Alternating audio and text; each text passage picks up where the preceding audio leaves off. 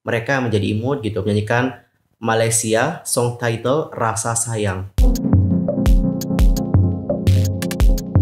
Hi everyone, I'm Yusuf Kim and welcome back lagi to my YouTube channel. Sekali lagi terima kasih banyak buat kalian sudah ngeklik video ini dan juga nonton video ini. Thank you so much dan aku doakan kalian menonton diberikan kesehatan, kebahagiaan dan juga God bless you. Guys, dalam video kali ini kita itu akan membahas tentang topik-topik yang lagi panas banget untuk diperbincangkan dan tentunya sangat sayang banget untuk dilewatkan. Dan untuk kalian nih yang gak mau ketinggalan informasi apapun, kalian bisa langsung subscribe channel YouTube ini and don't forget to like, comment, and share. Thank you so much ya. Dan tanpa basa-basi lagi, berikut adalah berita selengkapnya. Guys, jujur ya, jujur banget nih, gue agak takut-takut sih ngebuat video yang satu ini karena banyak banget hubungannya dengan politik. Gila, dari berita pertama aja udah politik teman-teman, tapi nggak apa-apa lah ya, karena ini juga lagi ramai banget dibahas dan aku juga sangat menyayangkan kalau kalian nggak tahu tentang berita yang satu ini. Oke, dan langsung aja kita mulai dari berita yang pertama, yaitu tentang Honey Newgens. Nah teman-teman, kalian tahu gak sih, aku kemarin nemu salah satu video dari kakak tiktokers, yang mana untuk kakak tiktokersnya ini bukan tiktokers Indonesia, tapi tiktoker luar, dan dia ini berasal dari Vietnam. Lalu videonya seperti apa? Dapat kalian perhatikan video yang berikut ini. Okay, so I just woke up and I saw that Honey from Newgens got anti-fans in Vietnam now. That's just one of the posts that I read, and the comment section is a mess. Like really, you didn't expect that her family who immigrated to Australia is from South Vietnam. Wow. And if you don't know, many Vietnamese immigrants moved to Australia or United States, mostly from South Vietnam. Or if they're not from South Vietnam, they have family also from the South Vietnam. Alright, let's talk about this. Jadi teman-teman, dalam video kakaknya tadi itu sudah membahas tentang bagaimana Honey itu seperti di-cancel oleh orang Vietnam. Dan setelah aku cari tahu lebih dalam, inilah yang aku temukan. Untuk lebih jelasnya, aku akan menjelaskan saja. Kalau aku langsung ngomong nih, aku takut nanti ada yang kelewat dan ada yang salah tangkep. Jadi tepatnya pada malam tanggal 5 Februari, ada seorang netizen yang mengetahui bahwa keluarga Honey masih mendukung Republik Vietnam atau dalam tanda kutip Vietnam Selatan. Jadi ini tuh adalah pemerintah lama yang digabungkan ke Vietnam Utara untuk membentuk Republik Sosialis Vietnam atau Vietnam yang baru-baru ini. Sudah menjadi kepercayaan umum di Vietnam bahwa mereka yang mendukung Republik Vietnam atau Vietnam Selatan itu adalah anti-komunisme, reaksional terhadap pemerintahan saat ini. Dan ini juga menyebabkan gelombang kemarahan di Vietnam dan beberapa orang Vietnam menyerukan gelombang untuk memboikot ataupun berhenti untuk mendukung Honey. Namun teman-teman, beberapa penggemar Vietnam masih mengklaim bahwa kehidupan politik dari keluarganya tidak relevan bagi Honey. Dan mereka juga mengatakan bahwa mereka akan tetap mendukung Honey. Skandal politik dari Honey Newgens kini menjadi topik hangat di Vietnam. Berita terkait dirinya juga banyak dihapus di surat kabar elektronik yang diawasi oleh pemerintah. Oh my god. Jadi sekarang sudah tahu dongnya bagaimana alasannya. Jadi alasannya itu adalah dikarenakan keluarga Honey yang dianggap mendukung Republik Vietnam atau Vietnam Selatan. Seperti itu teman-teman. Jadi inilah yang membuat banyak banget dari orang-orang Vietnam itu seperti memboikot Honey atau tidak menyukai Honey. Cukup serem ya Wak. Tapi balik lagi teman-teman, kita sebagai netizen luar yang tidak tahu apa-apa tentang Vietnam, tapi jujur aku sangat menyayangkan banget Honey terbawa dalam permasalahan ini. Karena menurut aku dia juga tidak ikut andil di sini ya dalam masalah politik keluarganya. Itu sih menurut aku. Dan bagaimana pendapat kalian? Nanti langsung aja komen di kolom komentar. By the way, kalau kita berbicara tentang masalahnya Honey, ini juga akan ngingetin aku akan kasusnya si Tala dari H1Ki. Maaf, sudah menjadi mantan member dari H1Ki. Kalian tahu nggak teman-teman, dulu ya pas si Tala debut sama H1Ki, itu bener-bener heboh banget terutama di Thailand. Karena keluarga dari si Tala itu juga punya problem teman-teman dengan masalah politik. Berdasarkan rumor yang beredar, ayah si Tala ini merupakan aktor terkenal di Thailand. Namanya itu adalah Sarunyu Wongkrachang. Jadi untuk Sarunyu Wongkrachang ini itu mendukung seruan kudeta yang dilakukan oleh militer pada tahun 2014. Atas hal itulah Thailand terlibat dalam serangkaian protes dan juga kerusuhan yang membuat negara itu kacau balau sehingga banyak yang menyalahkan sikap dari ayah si Tala. Lalu kenapa banyak yang menyalahkan ayah si Tala? Nah, dikarenakan ayah si Tala ini seperti mendukung pihak yang merugikan masyarakat Thailand pada saat itu. Dan akibat latar belakang sang ayah, si Tala ini mendapatkan penolakan terhadap publik setelah diketahui akan debut bersama dengan H1Ki. Si Tala sendiri juga dituding mendukung kediktatoran seperti ayahnya karena ia menyebutkan Sarunyu Wongkrachang sebagai role models atau panutannya sendiri. Dan sebenarnya ya pas saat si Tala ini keluar dari S1K itu tidak dijelaskan oleh agensi gitu. Apa penyebab keluarnya si Tala? Apakah memang dikarenakan penolakan publik, dikarenakan latar belakangnya atau tidak? Tapi yang jelas dengan kepergian si Tala ini banyak banget dari publik yang senang dan juga mendukung. Karena mereka merasa bahwa S1K itu dapat bebas berpromosi tanpa adanya masalah di masa depan nanti. Jadi dapat kita simpulkan bahwa untuk latar belakang dari orang tua itu benar-benar penting banget ya. Oh ya, jangan lupa juga teman-teman, ini sebenarnya agak beda sih. Ini juga bukan masalah politik sih.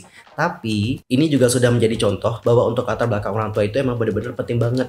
Kalian tahu gak sih tentang Isenggi dan juga Idain? Nah, Isenggi sama Idain kan akan married nih, akan menikah nih. Dan tentu kita sebagai penggemar juga bahagia dong. Nah, terutama yang di Indonesia ya. Itu banyak banget dari netizen-netizen yang sudah mengucapkan congratulations atas pernikahan dari Isenggi dan juga Idain. Tapi teman-teman di Korea sana banyak banget yang agak kurang srek dan juga kurang senang loh dengan bagaimana pernikahan mereka. Banyak banget yang menyayangkan kenapa Isenggi ini menikah bersama dengan Idain. Lalu kenapa sih banyak banget dari netizen yang tidak senang dengan pernikahan tersebut? Hal itu dikarenakan bagaimana masa lampau dari orang tuanya Idain, terutama sang ibu. Jadi ibunya juga ada kasus dulu. Ibunya ini juga seorang aktris teman-teman. Tapi dikarenakan punya kasus ya, ini juga yang menyebabkan anak-anaknya juga ikut terkena gitu. Pas saat berita pernikahan Isenggi sama Idain, mereka sangat menyayangkan Isenggi mendapatkan mertua seperti itu. Jadi latar belakang ortu itu emang benar-benar penting banget sih. Ya nggak? Dan bagaimana nih pendapat kalian dari ketiga kasus ini? Nanti langsung aja komen di kolom komentar. Dan kita akan masuk ke topik yang kedua. Ini juga lagi rame banget teman-teman, terutama di Twitter. Dari kemarin banyak banget yang memperbincangkan tentang hal yang satu ini. Kalian tahu nggak sih tentang Stacey? Iya dong.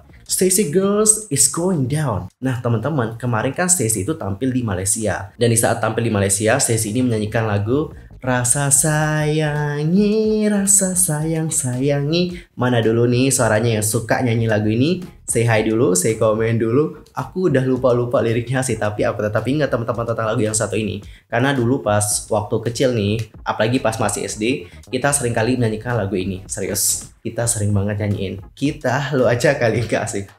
Kalau aku waktu SD sering banget nyanyi lagu ini. Karena dulu kan ada pelajaran seni budaya kayak gitulah.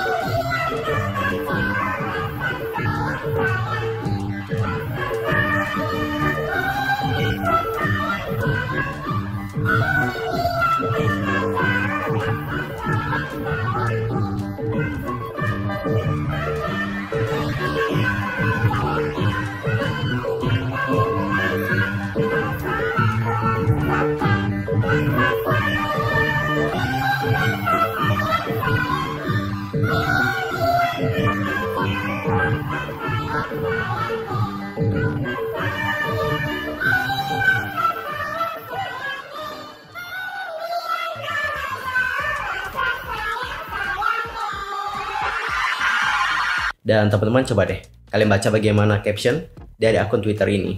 Di sini tertuliskan The Being Cute. Mungkin They Being Cute kali ya. Mereka menjadi emote gitu, menyanyikan Malaysia song title Rasa Sayang. Jadi secara tidak langsung untuk akun ini menyebutkan bahwa Stacey itu menyanyikan lagu dari Malaysia yang bertajuk Rasa Sayang. Waduh, kok nyebutinnya lagu dari Malaysia sih? Bukannya Rasa Sayang ini lagu dari Indonesia ya? Dan teman-teman, di sini aku juga sudah nemu sebuah artikel. Artikelnya ini ditulis oleh mataramradio.com yang sudah membahas tentang bagaimana polemik dari lagu Rasa Sayangi yang juga kerap kali disebut sebagai lagu yang berasal dari Malaysia.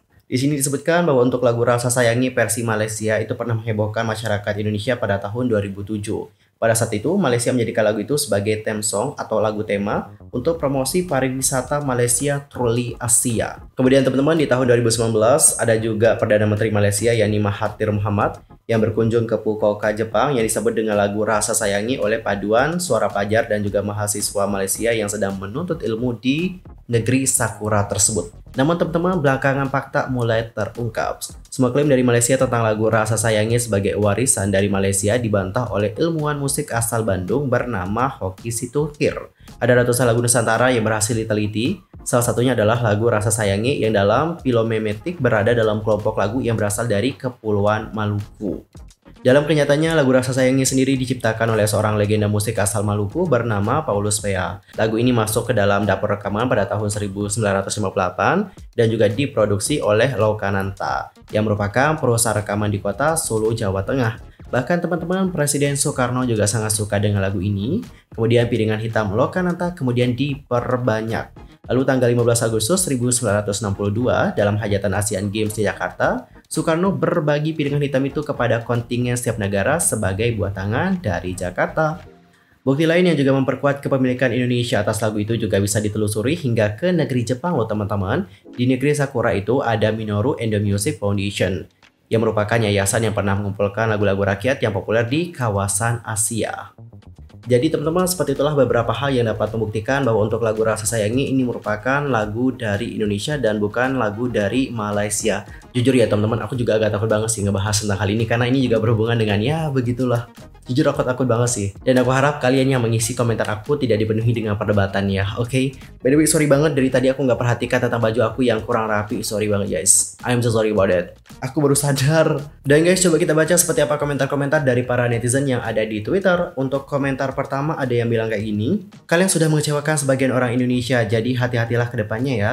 Jangan asal cover lagu deh untuk menyenangkan salah satu pihak tapi menyakiti pihak lain. Lakukan riset dulu yang mendalam. Hal ini sedikit banyak akan mempengaruhi kalian di Indonesia.